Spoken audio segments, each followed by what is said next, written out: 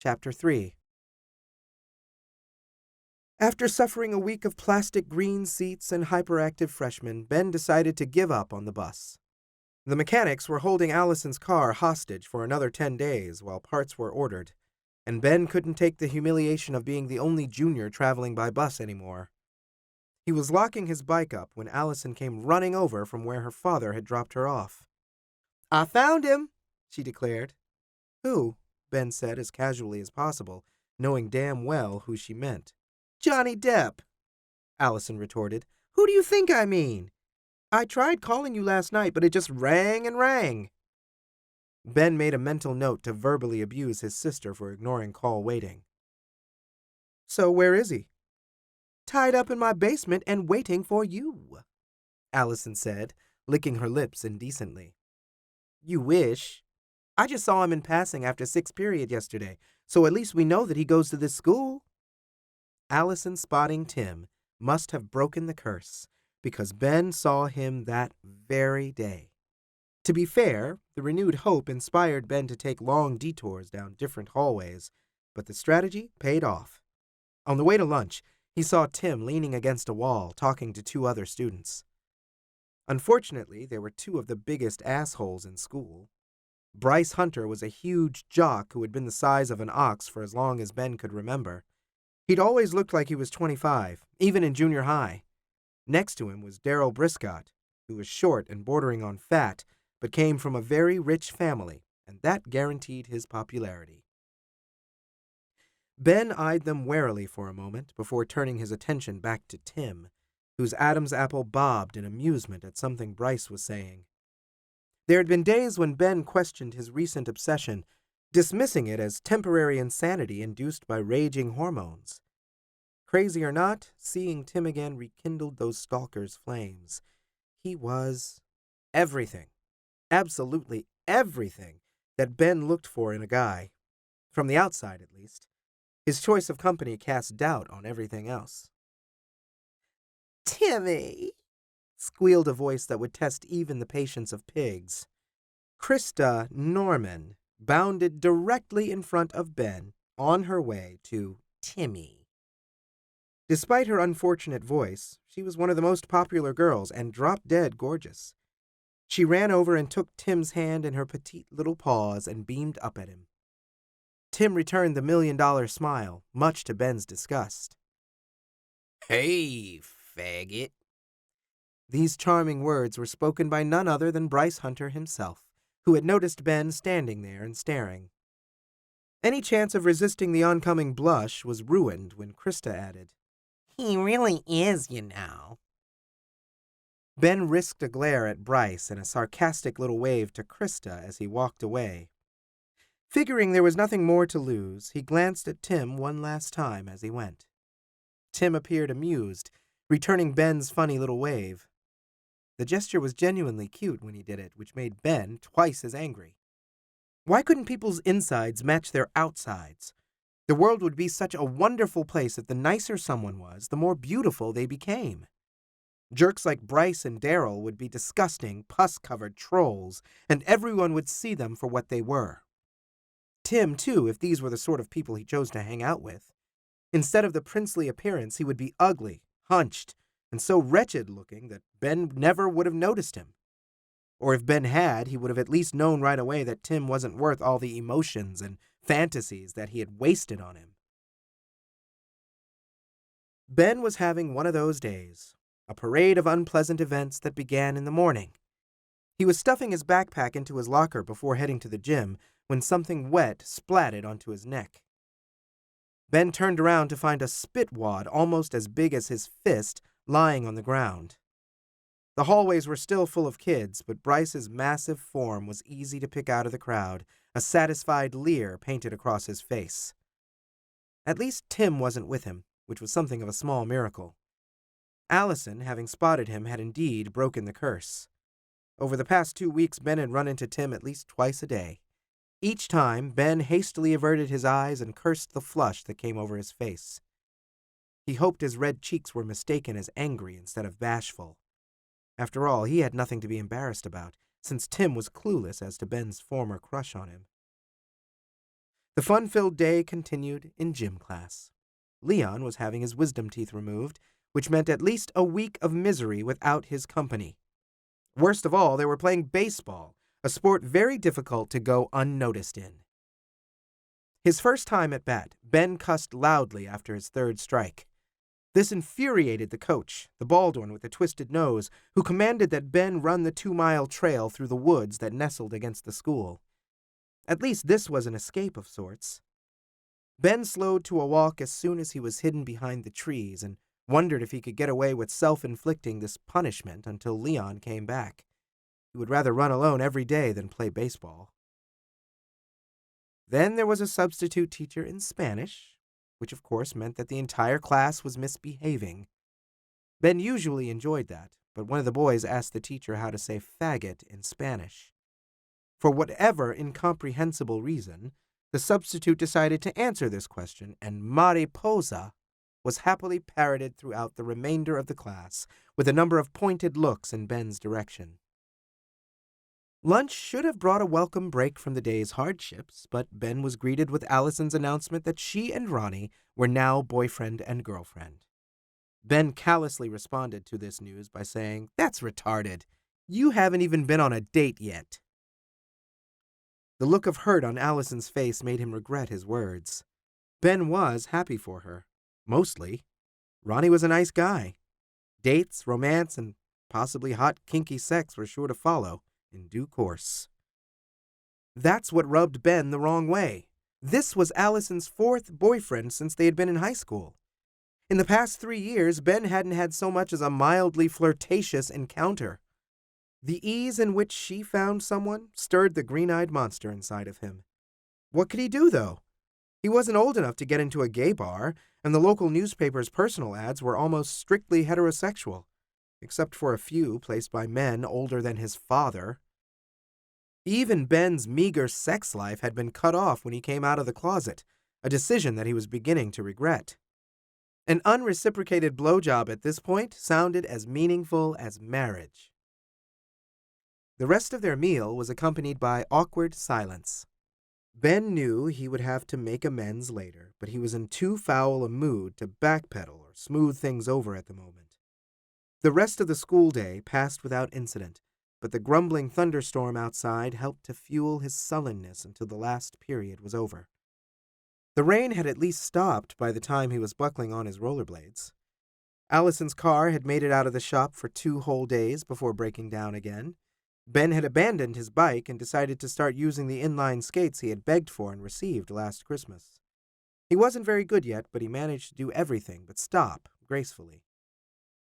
A meandering bike path that wasn't used much was his choice of route today. The detour would take him longer to get home, but it would also help him avoid other students. He just wanted to make it home to the comfort of mindless TV and the leftover cookie bars his mom had baked the night before. Trees became a blur as Ben skated faster than he usually dared. He was finally getting the hang of these things. The woods gave way to a man-made channel clear of foliage. Here the ground dipped low and then high again, winding like an empty river through the woods. Ben always wondered what purpose it served, until one hurricane season when it rained non-stop for 2 weeks. The ditch took the excess rainwater and moved it safely away to somewhere less civilized. That was the only year he had seen the ditch full of water. Otherwise, it remained a dry but green miniature valley. Ben was beginning to feel better as he zipped along the path that ran along the ditch. That's when he saw Tim. He was further along, wearing his usual jogging outfit, except this time with the addition of a backpack. Obviously, he had decided to jog home rather than taking his Richie Rich sports car. Instead of the usual wave of hormones Ben experienced whenever he saw Tim, this time he felt only irritation. He didn't want to be reminded of the things he couldn't have. He wanted solitude. "Get the fuck off my path," Ben muttered under his breath as he thrust with his legs and increased his velocity. He felt like a bullet shot from a gun, and right now he wanted nothing more than to barrel into Tim and knock him aside without even so much as a backwards glance. Why the hell not? He was sick of being the victim of everyone else's barbs and lunacy. Why not strike back? He wouldn't knock Tim over, but he could at least give him a scare by cutting directly in front of him, maybe jostling him a little bit in the process. Ben grinned with wicked determination as he neared, but at the last moment he began to panic. There simply wasn't enough room on the path to pass by safely, at least not at this speed. Maybe a skilled skater could have done it, but Ben was still too green. He was more likely to veer off the path and injure himself. Tim was less than 10 feet away when Ben decided to abandon his reckless course of action. He tilted his left foot to brake before realizing that the brake was on the other skate. In his panic, he tried to turn, but his left foot was still tilted, causing Ben to trip over his own leg. He was airborne for the briefest of moments before slamming into Tim, knocking the jogger off the path and into the ditch. Impacting with Tim had mostly halted Ben's flight through the air. He landed with a thud on the grass next to the paved path, shaken but otherwise unscathed. From the gasp of pain and long string of cursing, it was clear that this wasn't the case for his victim. Ben pushed himself to his knees and looked over the ditch's edge. Tim was sitting up, supporting one leg in the air. He lowered it tentatively to the ground. As soon as the foot touched grass, Tim hollered hoarsely and lifted it back up again. "Oh, God, I'm sorry, I'm sorry," Ben sputtered as he stood and slid down into the ravine. Tim's face struggled with a mixture of confusion and anger. "What the hell happened?" I'm just a klutz." Ben had reached Tim's side and stretched out his arms as if he intended to pick Tim up before he realized how unrealistic this was. "Is your leg broken?" "Leg's fine," Tim answered, turning his attention back to the bloody limb that looked anything but okay. "My ankle, maybe not." Ben dropped to his knees to get a better look. The ankle might have been a little swollen, but the flesh torn away from the shin was worrying. There wasn't any sign of exposed bone, thank God, but it was bleeding way too much. Ben couldn't take his eye from the injury. "We have to get you to a doctor. Can you walk?" Tim lowered his leg a second time, managing this time to only hiss in pain instead of screaming. "You're going to have to help me," he said. "Wait." Ben unsnapped the straps on his skates and started digging through his backpack for his shoes. The 5 most awkward minutes of his life followed as he struggled to get them on and tied, Tim watching him silently the entire time. "Right," Ben said as the final lace was tied. "How do we do this?" Tim craned his neck around to examine the steep slope they would have to ascend before they could get him to his feet. "You pull me up there, I guess." "Pull you how?" Ben asked, suddenly feeling even smaller than he usually did. "Just grab me under the arms and pull. I'll try to help as much as I can." Ben got into position behind Tim. There was a very silly moment where he stood and stared. Both of Tim's arms were raised to his sides as if he were going to start flapping them in an effort to take flight. Ben felt like asking if he really had permission to touch him before he remembered the seriousness of the situation. He hooked his arms underneath Tim's armpits and pulled. He only managed to heave the victim of his idiotic actions half a foot, but on the next attempt, Tim kicked with his good leg, bringing the movement to a little more than a foot. They proceeded in this manner until they were both on level ground again. Ben was breathing hard from the exertion, Tim most likely from the pain. After a moment of rest, they tackled the job of getting Tim upright. They managed after a brief struggle, with Tim putting pressure on the injured leg twice more out of habit. Soon enough, he was stooped but standing, with one arm over Ben's shoulders. They tried a few experimental hopping steps and made it to the sidewalk. "I guess we make it to the nearest house and have them drive me home," Tim said. "Your house is really close if we cut through the trees there," Ben said without thinking. His right arm was around Tim's torso, and he could feel the muscles tense in reaction. How could he have been so stupid? Not only had he revealed himself as being an insane psychopath who physically lashed out at boys he liked, but he had followed it up with confirmation that he was a stalker to boot. "Let's go, then," Tim muttered a moment later, choosing not to question how a stranger would know where he lived. The effort of holding Tim up was a welcome distraction, both to the self-deprecating thoughts going through Ben's head and the excitement of being so intimately close to him. Now was not the time or the place to get aroused over physical contact, and Ben was determined to end the day with only 2 strikes against his sanity instead of 3. They shuffled through the brief width of woods until they reached a wooden privacy fence, the only thing that stood between them and the civilized suburbs beyond. A glance left and right confirmed that any neighboring houses had the same barrier installed against the wilderness outside. "Fuck," Tim swore. "How much further would it be if this fence wasn't here?" "Half a block," Ben said, looking away to hide his embarrassment. "Support me," Tim said, after hopping one step closer to the fence and reaching out to grab the top of it. Ben thought he intended to climb over, but grabbed on tighter to his torso when Tim began to pull instead. He almost toppled backwards when the plank gave way to Tim's efforts and came loose, swinging to the side as it fell. This process was repeated for a second time, and then a third, creating just enough of a gap for them to squeeze through. Tim went first, holding on to the top of the fence for support once Ben let go of him. He stumbled on his way through and landed on his ankle, screaming as he righted himself. Ben hurried through to assist him, feeling that the owners of the house would hear the commotion in their backyard and come to help. As they made it halfway across the lawn, they could see through the sliding glass door that the house was empty, having not been sold yet. At least they wouldn't have to explain the vandalism.